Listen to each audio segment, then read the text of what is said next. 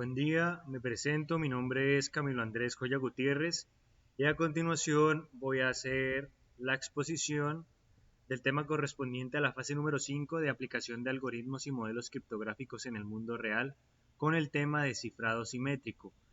Esta presentación va dirigida hacia el tutor Edgar Mauricio López en la asignatura de algoritmos y métodos criptográficos. Inicialmente voy a empezar a hablar sobre el cifrado simétrico y voy a hacer una breve introducción consistente en un mundo que se encuentra cada vez más conectado, donde compartimos diferentes datos de seguridad constantemente. Es necesario tener seguridad. Para ello, entonces, el cifrado simétrico nos permite proteger estos datos confidenciales de otras personas, salvaguardando y garantizando su integridad y privacidad. Entonces, a grandes rasgos, como podemos ver en la imagen, el cifrado simétrico inicialmente se cifra con una clave y se descifra con una clave. Entonces, tanto para la encriptación como para la desencriptación se utiliza la misma clave. Todo esto pues buscando salvaguardar la integridad de estos archivos o documentos que vayamos a encriptar. A continuación hablaremos de la segunda parte, que son los tipos de cifrado simétrico.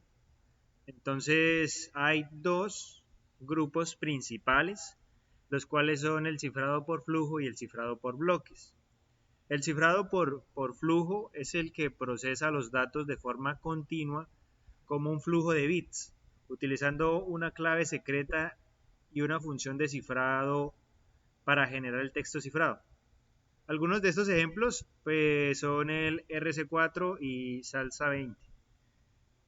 En cambio, el cifrado por bloques divide el mensaje original en cierta cantidad de bloques de tamaño fijo, procesando cada bloque de forma independiente y utilizando una clave secreta y una función de cifrado. Algunos de los ejemplos de estos son el DES y el AES, que a continuación hablaré más profundamente sobre cada uno de ellos. Algunas de las ventajas del cifrado por flujo es que es eficiente para grandes cantidades de datos, manejos masivos. Y una de las ventajas del cifrado por bloques es que tiene mayor seguridad. Al estar segmentado por este conjunto de bloques, es más complejo generar un ataque de manera satisfactoria.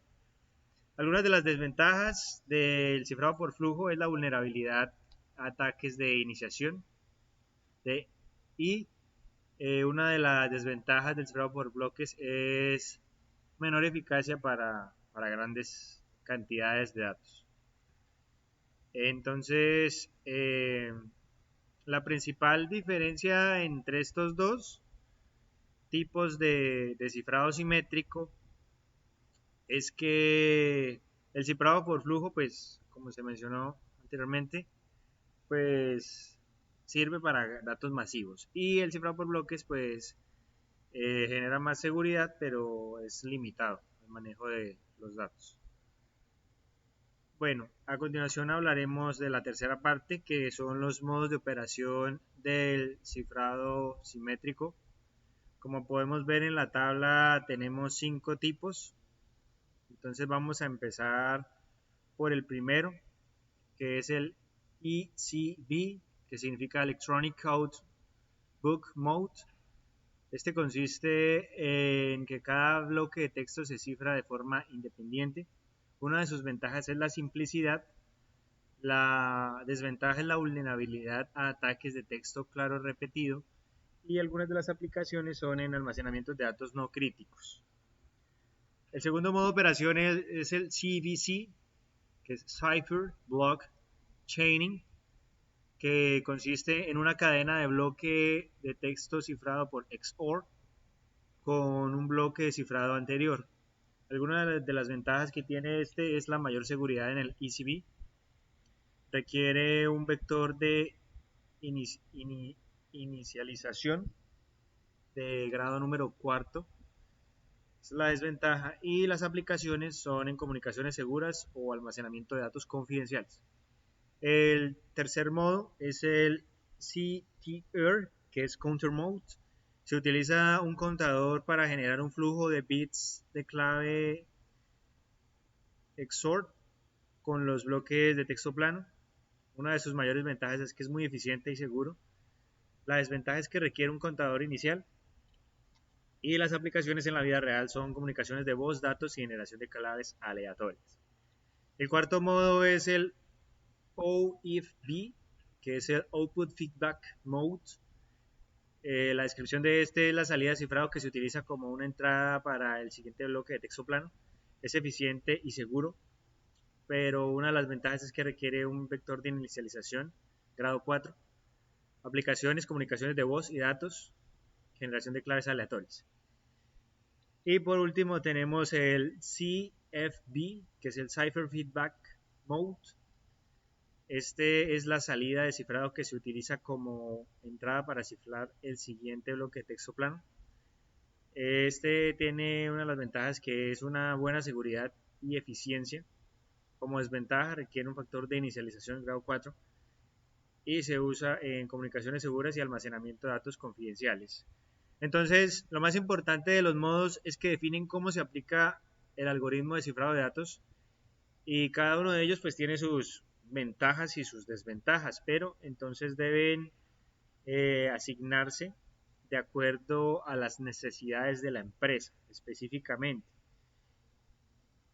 A continuación hablaremos del siguiente tema, que es los estándares de cifrado. Me permitiré contar una historia. A lo largo de los tiempos, más precisamente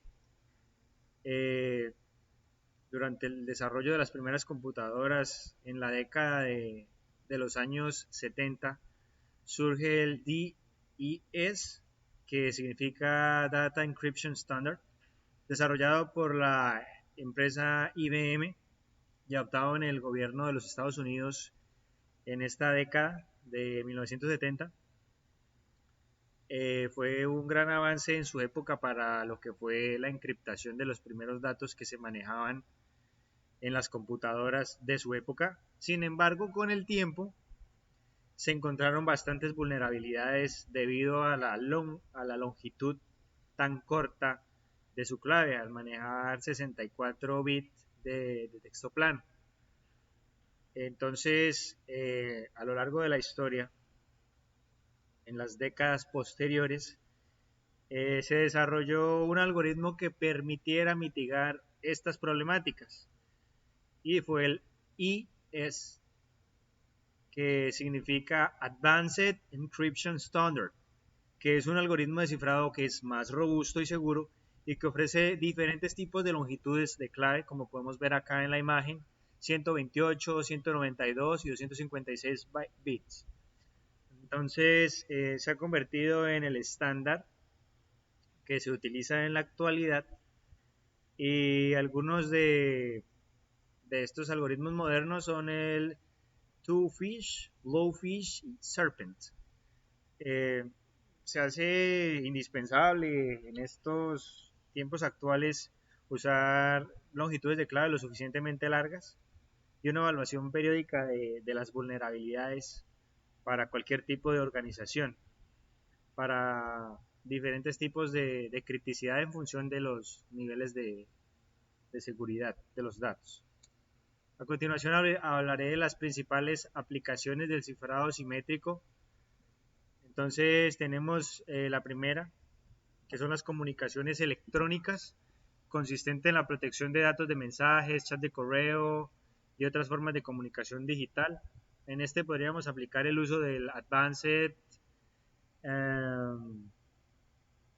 Encryption Standard, que es el AES, Twofish, Blowfish. Algunos de los beneficios serían la privacidad, confidencialidad e integridad de los datos. Otra aplicación sería el almacenamiento de los datos, protección de información confidencial, ya lo que se guarda en medios físicos como discos duros, hard drives, USBs y otros tipos de almacenamiento. Usaríamos AES, Serpent y Chacha 20.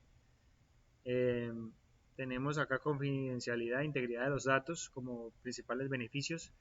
Tenemos también la privacidad en línea, la ocultación de la identidad y el tráfico del usuario mediante uso de VPNs, Virtual Private Networks o la red Tor, que ya sería de la web, de la dark web.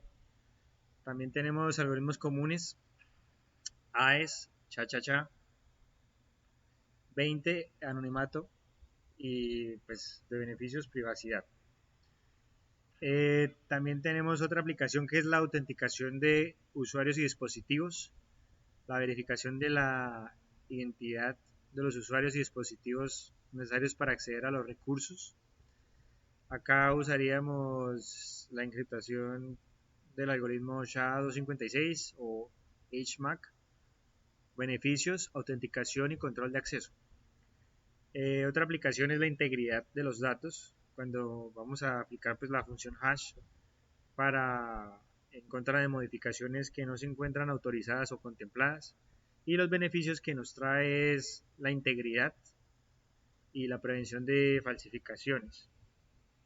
La elección del algoritmo pues depende principalmente de las necesidades específicas de cada aplicación que yo vaya a implementar. Voy a continuar con otras 5 aplicaciones que me parecieron relevantes, que sería la generación de claves aleatorias. Como descripción pues sería la creación de números aleatorios y seguros para su uso en protocolos criptográficos. Usaríamos algoritmos Chacha 20 o Salsa 20. Beneficios, aleatoriedad y seguridad. Protección de software como otra aplicación que es prevención de la ingeniería inversa, la piratería y la distribución igual de software.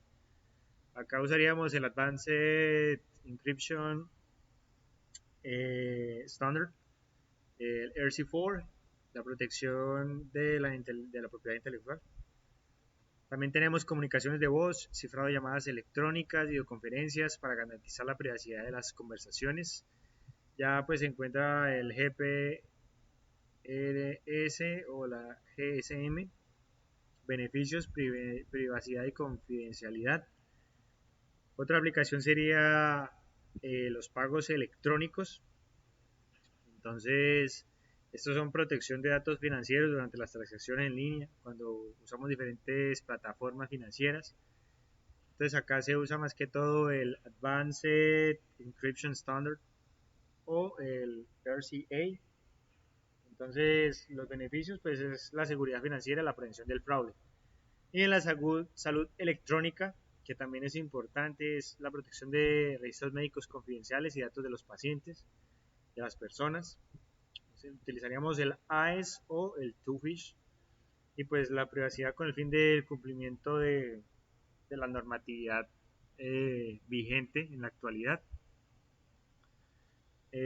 Bueno, pues en este video hemos abordado los conceptos fundamentales del cifrado simétrico en la actualidad, que es un método esencial para proteger la información en la era digital actual.